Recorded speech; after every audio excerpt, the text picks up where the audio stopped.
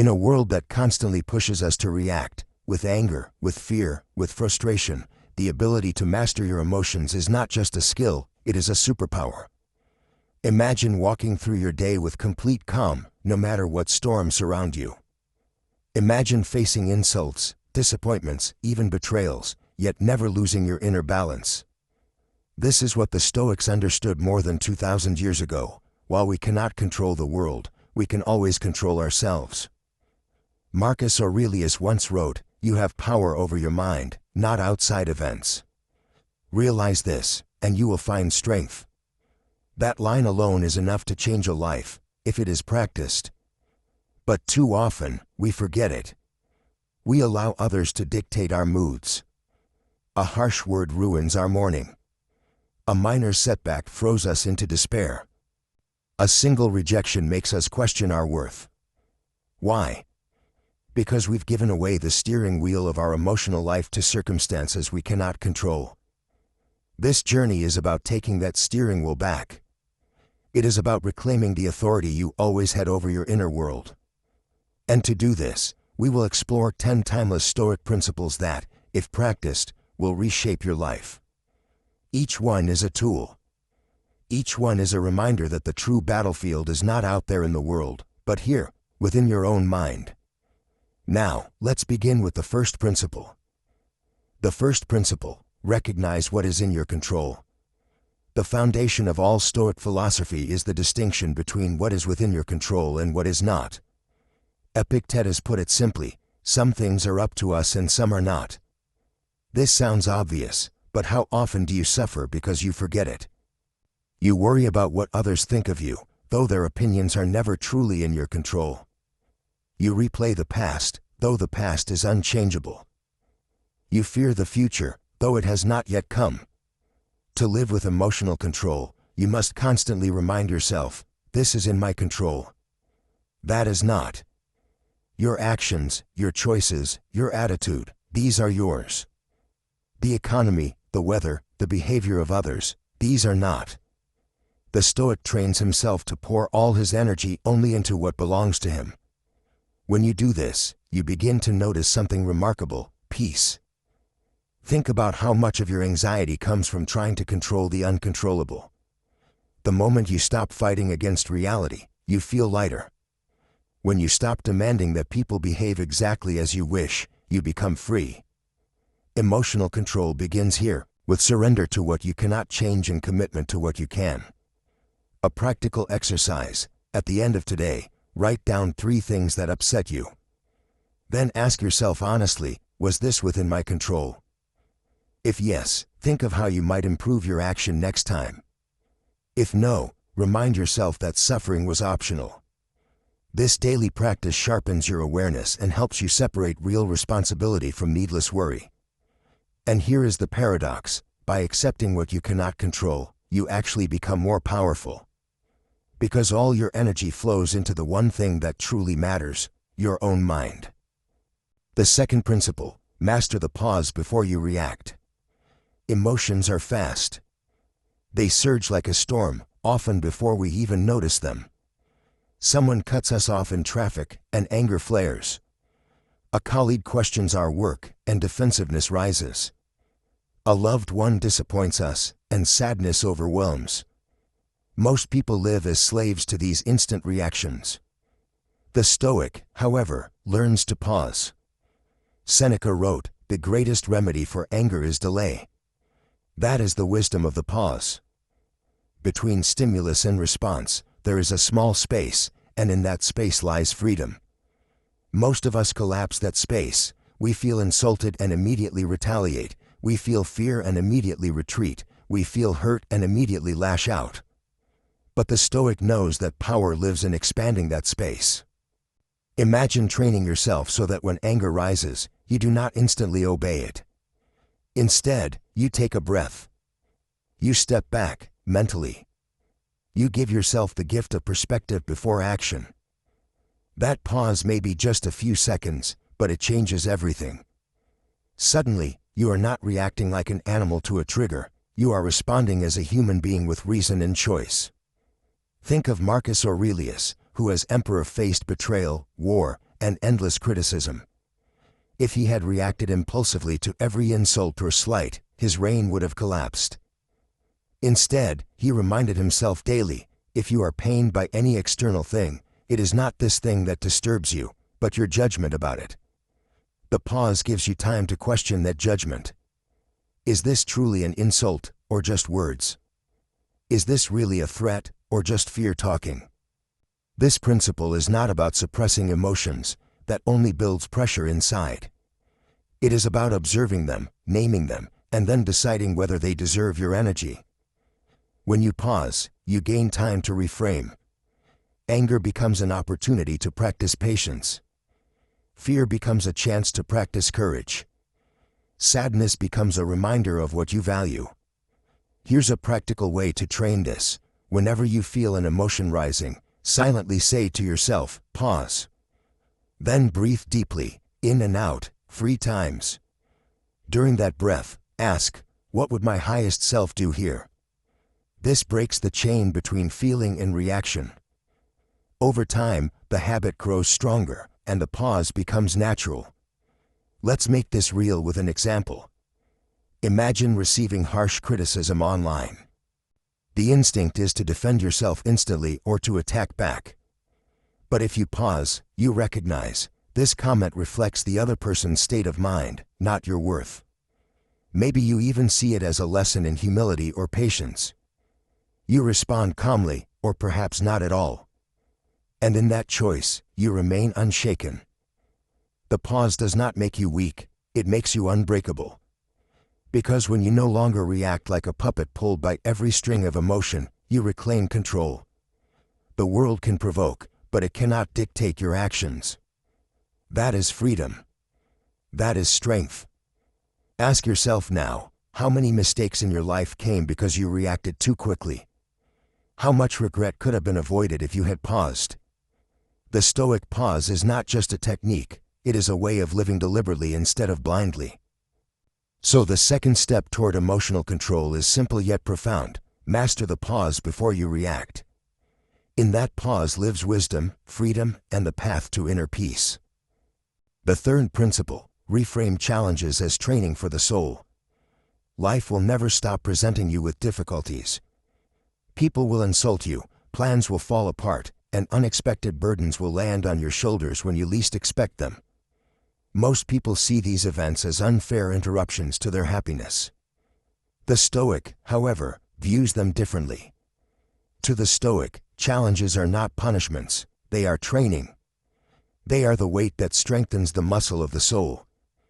Epictetus taught this with incredible clarity. He said, difficulties show what men are. Therefore, when a difficult crisis meets you, remember that God, like a trainer of wrestlers, has matched you with a tough young man. Why? So that you may become an Olympic victor. To complain about challenges is to reject the very conditions that make growth possible. Think of a person who goes to the gym.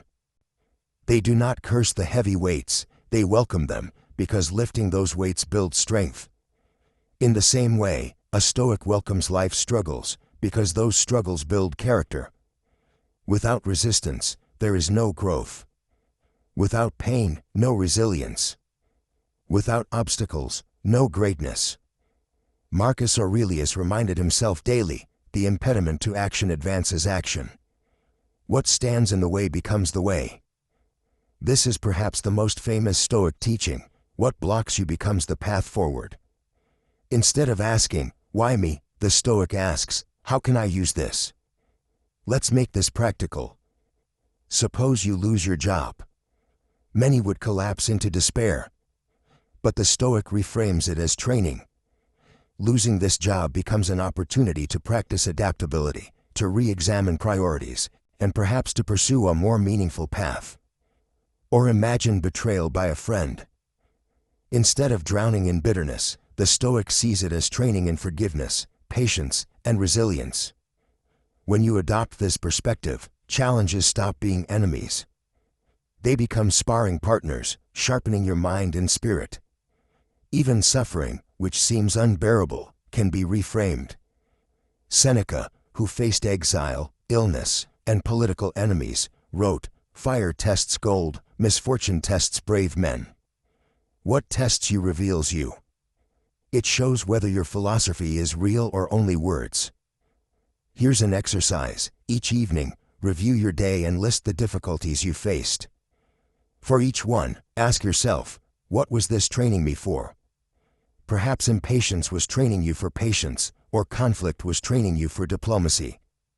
Even a small inconvenience, like a delayed bus, becomes training in acceptance.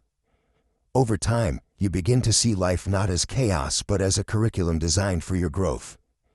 This mindset does not magically remove pain, but it transforms how you carry it. Instead of being crushed, you are forged. Instead of breaking down, you rise stronger. Pain becomes purposeful. Struggle becomes sacred. Ask yourself now, how different would your life feel if every obstacle were a lesson? How much calmer, stronger, and more resilient could you be if you stopped resisting and started learning?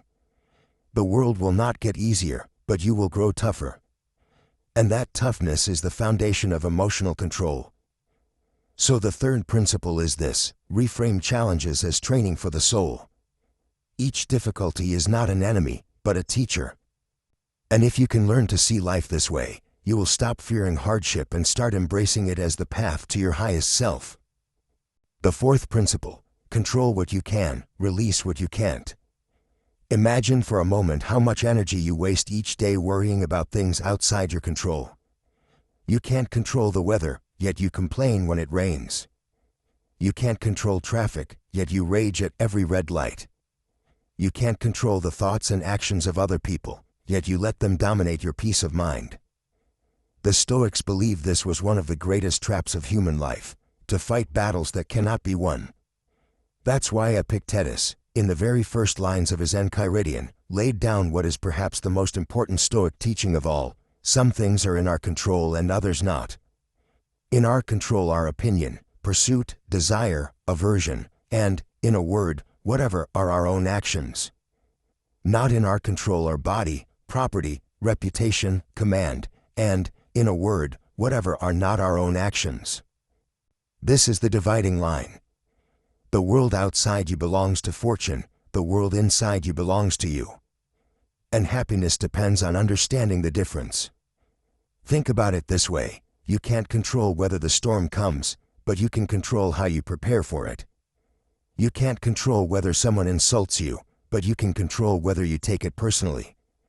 You can't control the stock market, but you can control your habits of saving and spending. The moment you confuse the two, misery follows. But the moment you separate them, peace begins. Marcus Aurelius practiced this separation every day. As emperor, he carried the burden of wars, plagues, and political conspiracies. He knew he couldn't control the entire empire or the minds of those who sought to destroy him. But he reminded himself, again and again, you have power over your mind, not outside events. Realize this, and you will find strength. Let's make this principle practical. Begin your morning by writing 2 lists, one for what you can control today, and one for what you cannot. On the first list might be, how I respond to others, how I spend my time, the words I choose, the thoughts I cultivate. On the second list, other people's opinions, the economy, the weather, the past. Your task is simple: focus only on the first list. Whenever your mind drifts to the second, remind yourself, that is not mine to control. This is not about passivity. It does not mean ignoring problems or pretending everything is fine. On the contrary, it means putting your energy where it will actually make a difference. Instead of shouting at the storm, you repair your roof. Instead of demanding others treat you better, you practice patience and dignity. And there is incredible freedom in this. Think about how often people live like prisoners of things they cannot change. A bad comment ruins their day. A rejection shatters their confidence. A delay in plans fills them with anger. But when you accept the truth, that these things are not yours to command, you suddenly feel lighter. You stop carrying the impossible burden of controlling the universe. Seneca wrote, "We suffer more in imagination than in reality." Why? Because we imagine we should control things that were never ours. Letting go is not weakness, it is wisdom. It frees you to focus on what is real, what is possible, and what is yours. Here's a question to reflect on. How much of your stress right now comes from trying to control what isn't yours? And how much more peaceful would your life be if you shifted that energy into what is within your reach? So the fourth principle is clear: control what you can, release what you can't. Anchor your mind in this truth, and you will no longer be tossed by every wave of fortune. Instead, you'll discover an inner calm, unshaken by what lies beyond your grasp. The fifth principle: practice voluntary discomfort. Most people spend their entire lives trying to avoid discomfort. We chase comfort in every form: soft beds, full stomachs, warm rooms, endless entertainment. And yet, paradoxically, the more comfort we chase, the weaker and more anxious we become. Why? Because life will always bring discomfort whether we want it or not. And if we never train for it, it will crush us when it arrives. The Stoics understood this deeply. That's why they practiced voluntary discomfort, deliberately stepping outside the bubble of comfort to build resilience. Seneca once wrote to Lucilius, "Set aside a certain number of days, during which ye shall be content with the scantiest and cheapest fare, with coarse and rough dress, saying to yourself the while, is this the condition that I feared?" This exercise had a purpose: to reveal that discomfort is survivable, that fear of it is often worse than the thing itself. When you realize you can endure with little, you stop being a slave to your luxuries. Think about how much energy modern life spends on avoiding the smallest inconveniences. A slow internet connection, a slightly uncomfortable chair, a minor delay in traffic, and suddenly people explode with frustration. But if you practice discomfort on purpose, these things lose their power over you. Let's make this practical. What could voluntary discomfort look like today? It could be as simple as taking a cold shower, skipping a meal, walking instead of driving, wearing simple clothes, or even sleeping on the floor for a night. Each of these practices reminds your mind and body, I can handle this. And if you can handle chosen discomfort, then when life brings discomfort without your choice, you'll be ready. Epictetus trained his students this way. He reminded them that fortune could strip away possessions, status, or health at any moment. If you only know how to live in luxury, then losing it will destroy you. But if you have rehearsed living simply, you remain free. It is difficulties that show what men are, he said. And what better way to prepare for difficulty than to practice it in small doses? Marcus Aurelius echoed this mindset. Despite being emperor, he often reminded himself of life's harsh realities: sickness, poverty, death. He did not rehearse them to depress himself, but to make himself strong. He knew that when the real challenges came, his mind would already be tempered. Consider this: what are you afraid of losing? Comfort? Status? Money? Imagine living without it for a short while. Not only will you discover that you can endure more than you thought, but you will also begin to appreciate what you already have. Gratitude and strength grow from the same soil: voluntary discomfort. There's also a hidden benefit here: freedom. When you no longer fear discomfort, no one can control you. If you are not afraid of hunger, no bribe can tempt you. If you are not afraid of cold, no threat can weaken you. If you are not afraid of losing wealth, no insult can enslave you. You become untouchable. Seneca asked, "Is this what I feared?" It's a powerful question. You imagine hardship will destroy you.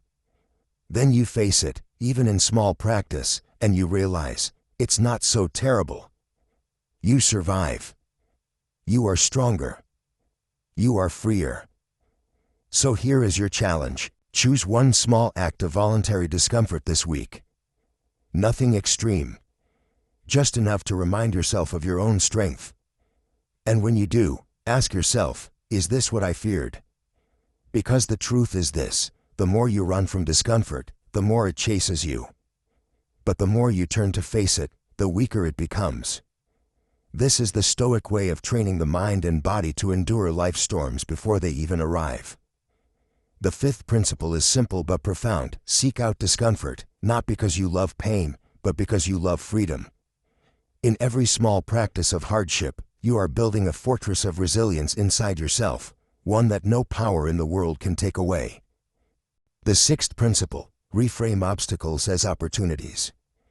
When something blocks your path, what is your first instinct? Most people complain, get angry, or give up. They see an obstacle as a wall, a reason to stop. But the Stoics looked at obstacles differently. To them, the wall was never the end of the road. It was a chance to grow stronger, to practice virtue, and to discover a better path. Marcus Aurelius captured this idea in one of his most famous lines, "The impediment to action advances action. What stands in the way becomes the way." These are not just poetic words, they are a practical blueprint for life. He's telling us that the things we usually curse as setbacks can actually become the very fuel for progress. Think about fire. Throw wood, straw, or even garbage into it, and it doesn't die. It burns brighter. That's how Marcus wanted us to live, as a fire that grows stronger with each obstacle. The enemy doesn't extinguish you. The challenge doesn't stop you. Instead, they feed you, they sharpen you, they transform you. Now, let's be honest, this is not how most people react. Lose a job. They despair. Face criticism. They hide. Encounter failure. They quit. But what if every difficulty carried within it a hidden gift? What if losing that job was your chance to find a better path? What if criticism revealed exactly where you need to grow? What if failure was the teacher you never knew you needed? The Stoics were masters at asking this question, what can I learn from this? Instead of being crushed by hardship, they turned it into training. Just like a blacksmith uses fire and hammer to shape iron into a sword, life uses obstacles to shape us into something stronger. Here's how you can start applying this today. The next time you face something frustrating, pause and ask, how can this serve me? That delay in traffic, maybe it's a chance to practice patience. That argument with a colleague, maybe it's a chance to develop empathy or clarity in communication. That unexpected bill, maybe it's a chance to strengthen your discipline with money. Seneca reminds us that difficulty is not the enemy but the stage on which greatness is revealed. He said, fire tests gold, adversity tests brave men. Think about that. Without resistance, muscles never grow. Without trials, character never deepens. Without obstacles, we remain weak. The beauty of this principle is that it flips life on its head. Instead of being at war with reality, you align with it. You stop asking, why me, and start asking, why not me? You stop cursing the storm and start learning how to sail through it.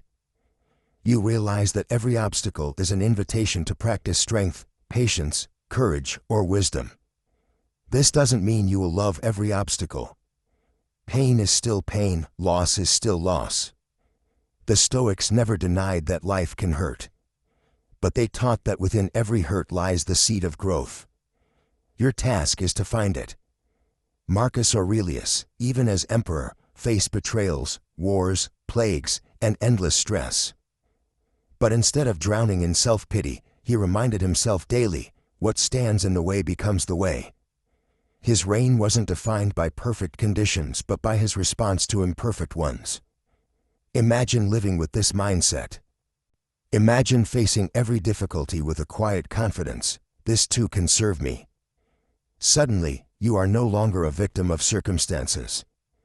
You are the sculptor of your own strength. So let me leave you with a reflection. The next time you hit a wall, don't see it as the end. See it as the beginning of a new way. Ask yourself, what quality is this obstacle asking me to build? Patience, courage, resilience, wisdom. Then step into it fully. Because every obstacle, if you choose to see it, is not just a block in the road. It is the road. The sixth principle is this: life will throw obstacles at you. But you have the power to reframe them. To the weak, they are excuses. To the strong, they are opportunities. Which one will you choose? The seventh principle, practice control over desires. If anger is like fire, then desire is like a bottomless pit. You pour into it endlessly, money, food, pleasure, recognition, yet it is never full. The Stoics warned us, uncontrolled desire is slavery. It binds you tighter than chains because it convinces you that you are free, when in truth you are being pulled by impulses you cannot master. Epictetus said it plainly, freedom is not achieved by satisfying desires, but by removing them. Let those words sink in.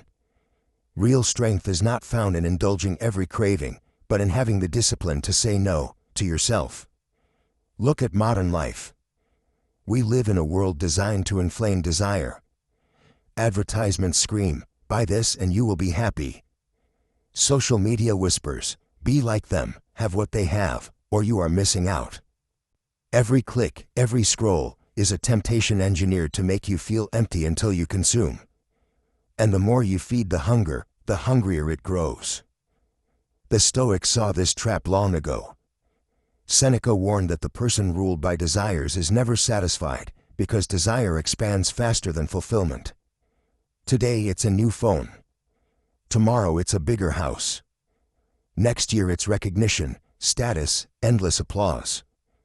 And when you finally get it, the joy is brief, fleeting, like water slipping through your fingers. So what is the alternative? Self-mastery. Not the denial of all pleasure, but the refusal to be controlled by it. The Stoics didn't preach joyless living. They laughed, they loved, they celebrated. But they insisted that pleasure should serve you, not enslave you. Marcus Aurelius, surrounded by luxury as an emperor, reminded himself daily, remember that man is worth as much as the things he busies himself with. If your life is consumed by chasing shallow pleasures, then your worth shrinks to their size. But if your life is dedicated to virtue, wisdom, and self-mastery, then your worth grows immeasurable. Here's a powerful exercise. The next time you feel a strong craving, for junk food, for another pointless purchase, for attention, stop. Breathe. Ask yourself, will this truly make me better? Or is it just a momentary escape? If it doesn't strengthen your body, your mind, or your soul, then walk away. That single act of restraint is not a loss, it is freedom. Think about this, every time you control a desire, you prove to yourself that you are stronger than it. Every time you give in mindlessly, you become weaker, more dependent, less free. Which path builds the unshakable mind? The Stoics also practiced voluntary discomfort to test their control. Seneca would sleep on a hard floor, eat simple meals, and wear rough clothing, reminding himself, is this what I feared? By practicing with less, he freed himself from the grip of more. He proved to himself that happiness does not depend on luxury. You can do the same in small ways.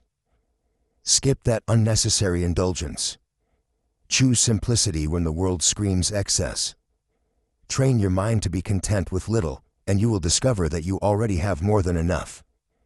Now, ask yourself, what desires control you today? Is it the desire for wealth, for status, for endless comfort? Or are you learning to master them instead of being mastered? The seventh principle is clear. To build emotional control and inner strength, you must tame desire. Because the person who conquers their cravings is freer than any king, and stronger than any army. The eighth principle, detach from the need for approval. One of the deepest chains that bind the human spirit is the need for approval. From childhood we are conditioned to seek validation, from parents, from teachers, from friends. Later, from bosses, colleagues, and strangers on the internet. Every smile feels like a reward. Every frown feels like punishment. We become like actors on a stage, constantly performing for applause. But the Stoics warned, to live for the opinion of others is to surrender your freedom. Marcus Aurelius wrote in his Meditations, "It never ceases to amaze me, we all love ourselves more than other people, but care more about their opinion than our own." Think about that. We love our own life more than anyone else's, yet we give strangers the power to dictate how we feel about it. Look at how this plays out in our modern world. You post a picture online. If it gets likes, you feel good. If it doesn't, you question yourself. A comment at work, whether praise or criticism, can ruin your day or inflate your ego. A passing glance from a stranger can shake your confidence. Why? Because you've given away your power. The Stoics invite us to take it back. Epictetus said, "If you wish to be free, do not wish for things to happen as you wish, but wish for them to happen as they do." The same applies to opinions. Do not wish for people to always approve, to always praise. Wish instead to be unmoved by their judgments, to stand firm in your values regardless of applause or rejection. Ask yourself, do you admire those who constantly seek validation? Or do you respect those who act with quiet confidence, rooted in principle? The answer is clear. True strength radiates from those who don't need the crowd's cheers to know their own worth. This does not mean becoming arrogant or dismissive. The Stoics valued community and cooperation. They listened, they learned, they engaged. But they never allowed their sense of identity to be determined by others. You can care for people deeply without being enslaved by their approval. Here is a practical Stoic exercise. The next time you feel judged, pause and ask, whose standard am I living by right now? Mine or theirs? If their opinion does not align with virtue, wisdom, or truth, then let it pass like wind. Why hand over the keys of your peace to someone who may not even understand themselves? Marcus Aurelius reminded himself daily that those who criticize or praise him will soon be gone, just as he will. Their words, their judgments, all will vanish with time. What remains is whether he lived with integrity. That is the only verdict that matters. Think about this in your own life. If you stopped chasing approval, how much energy would you free? How much anxiety would disappear? How much time would you reclaim for what truly matters? Your growth, your contribution, your peace of mind. The eighth principle is simple but powerful. Stop being a prisoner of public opinion. Detach from the need for constant approval, and you will stand unshakable, like a mountain unmoved by passing storms. Praise will not inflate you. Criticism will not crush you. You will act not for applause, but for virtue. And that is the path to true freedom. The ninth principle, accept the uncontrollable with grace. Life is filled with events that escape our control. Storms strike without warning. People disappoint us. Plans collapse. Health fails. Fortune turns. And often, the first instinct is to resist, to fight reality, to scream against the tide. But the Stoics taught that this is a battle we can never win. For to wrestle with what we cannot change is to condemn ourselves to endless suffering. Epictetus put it bluntly, some things are in our control and others are not. That simple distinction became the very foundation of Stoic thought. Our opinions, our desires, our choices, these belong to us. The weather, the economy, the past, the behavior of others, these never will. And yet, so much of our daily frustration, our anxiety, our anger, arises from demanding control where none can ever be found. Think about how often this happens. You get stuck in traffic. Anger boils, as if your fury could move the cars. A friend cancels plans, and you stew in resentment, as if your disappointment could change their decision.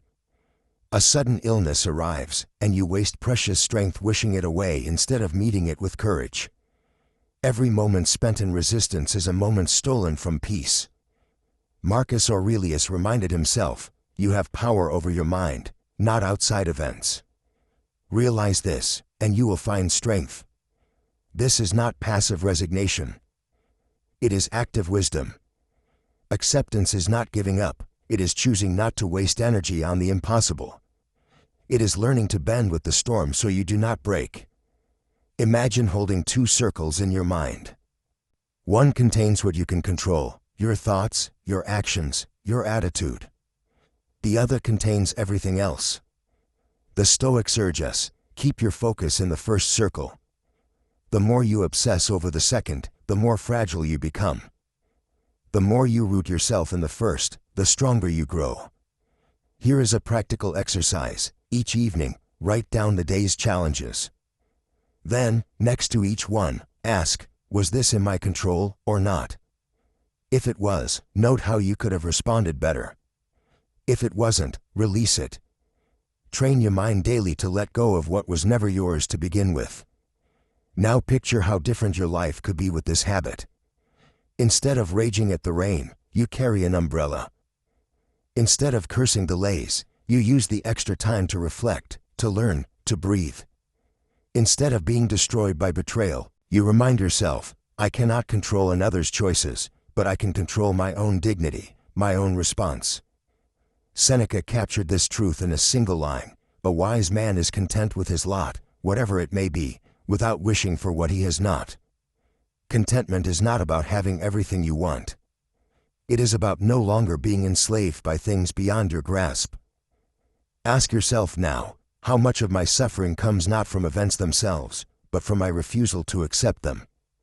How often have I replayed the past, as if regret could rewrite it? How often have I worried about the future, as if fear could guarantee control? What if I chose instead to meet life as it is, not as I demand it to be? To accept the uncontrollable with grace is to find freedom. Not because the world stops being chaotic, but because you stop being tossed around by every wave.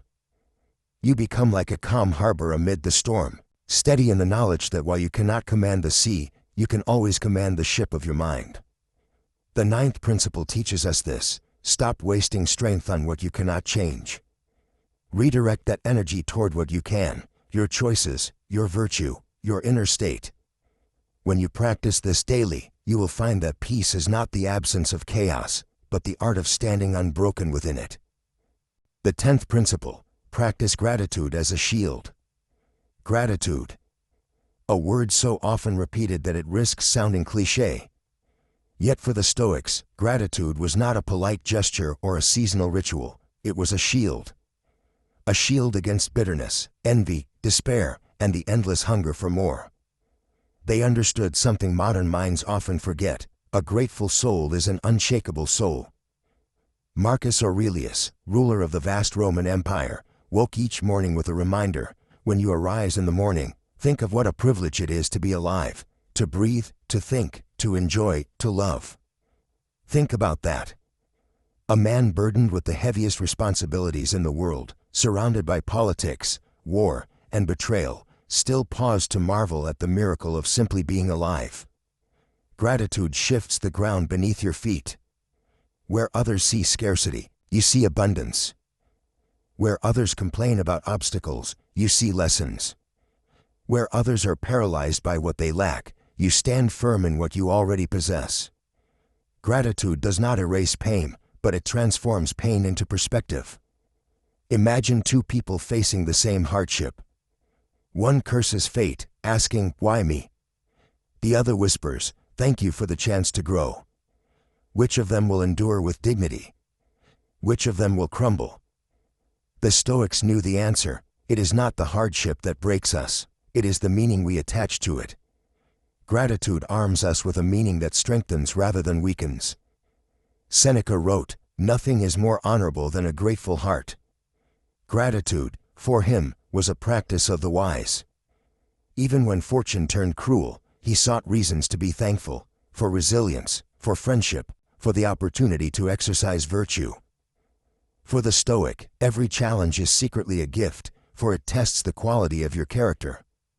Here is a practice you can adopt today. At the end of each day, write down 3 things you are grateful for. Not the obvious, not wealth, not possessions, not applause. Go deeper. Be grateful for the person who challenged you, for they revealed your impatience. Be grateful for the delay, for it forced you to slow down.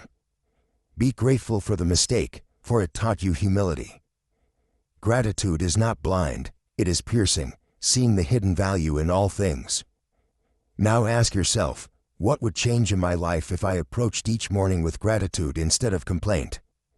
How different would my energy be if, instead of focusing on what I lack, I started with what I have? Would I be calmer? Stronger? Harder to discourage?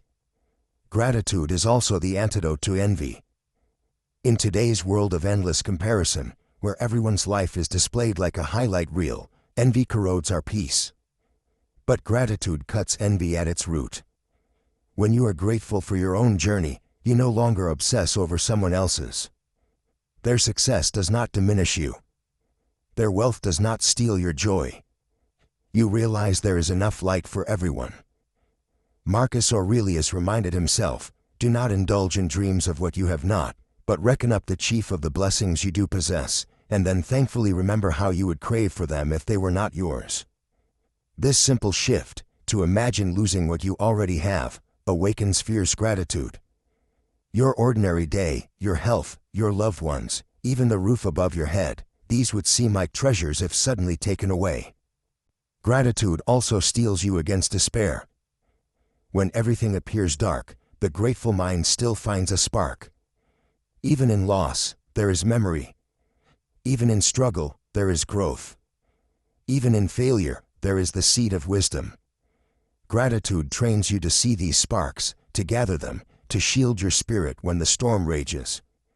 Picture yourself at the end of a hard day. The world pressed you, tested you, perhaps even bruised you. Yet you close your eyes and whisper thanks, for breath, for strength, for another chance tomorrow. That simple act of gratitude builds resilience. It is like placing armor over your heart. The 10th principle is this: gratitude is not optional, it is essential. It is the shield that keeps your soul from hardening in bitterness. It is the daily reminder that life, even with its pain, is still a gift. Practice it every morning, every night, and in every hardship, and you will find that no storm can strip you of your inner peace. The final lesson: living the Stoic way every day. We have walked together through 10 timeless principles of Stoic wisdom, each one a step toward mastering your emotions, strengthening your mind, and living a life of clarity and purpose. But the greatest challenge is not understanding these lessons in theory, it is applying them, day after day, when life becomes difficult, when emotions threaten to overwhelm you, and when the noise of the world grows too loud. The Stoics never promised a life without hardship. They promised something far more valuable: the ability to remain steady in the face of hardship. Marcus Aurelius, Seneca, Epictetus, none of them were spared from pain, betrayal, loss, or uncertainty. Yet they cultivated an inner fortress, a calm that could not be shaken by the storms of fortune. And this is the same possibility open to you today. Think back to the lessons we've explored: self-awareness, acceptance of what you cannot control, mastery of desire, discipline in thought, reframing obstacles as opportunities, and gratitude as your shield. Together, they form not just a philosophy, but a way of life. Imagine what it would mean to truly live these principles every single day. How different would your mornings feel if you began them with reflection rather than rush? How different would your evenings feel if you ended them with gratitude instead of worry? This is the invitation of Stoicism, to transform ordinary days into training grounds for greatness. Every situation, from the smallest inconvenience to the deepest pain, becomes a chance to practice virtue, to practice courage, to practice wisdom. And when you treat life this way, something remarkable happens. You stop fearing the future because you know you are prepared for it. You stop resenting the past because you see its lessons clearly. You live in the present, anchored, unshakable. Ask yourself now, which of these principles spoke most powerfully to me? Was it the reminder to stop complaining and act? Was it the practice of gratitude? Was it the discipline of controlling my judgments? Whatever it is, make it your focus today. Apply just one principle with sincerity, and you will feel its power immediately. But do not stop there.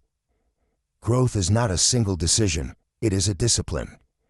Just as the Stoics journaled daily, meditated daily, reminded themselves daily of what truly matters, you too must create practices that keep you steady. A strong mind is not built overnight, it is forged through repetition, through effort, through patience. Remember, The goal of Stoicism is not to escape life, but to embrace it fully, with strength and serenity. It is not to suppress emotions, but to master them, to ensure they serve you rather than enslave you. It is not to withdraw from the world, but to move through it with clarity, purpose, and compassion. So, here is your call to action. Do not let these lessons remain words on a screen or ideas in your mind. Put them into practice. Write them down. Reflect on them. Choose one today and live it with all your heart. Because the world does not need more people who merely know about philosophy. The world needs people who live it, calmly, courageously, and consistently. And as you take these steps, I invite you to join this journey with us. Share in the comments which Stoic principle you want to focus on first. Tell us your story, your struggles, your victories, your insights. By doing so, you may inspire someone else to begin their own journey toward inner strength. If this message resonated with you, subscribe to the channel. Not just for more content, but to stay connected with a community that values wisdom over noise, action over complaint, and peace over chaos. Every week we dive deeper into timeless truths, not for the sake of history, but for the sake of living better today. This is not the end, it is the beginning. The beginning of living each day with unshakable calm, with courage, with gratitude. The beginning of embodying the wisdom of the Stoics in a world that desperately needs it. So carry these lessons with you. Live them. Share them. And remember the words of Marcus Aurelius, waste no more time arguing what a good man should be. Be one. Let us be that. Together.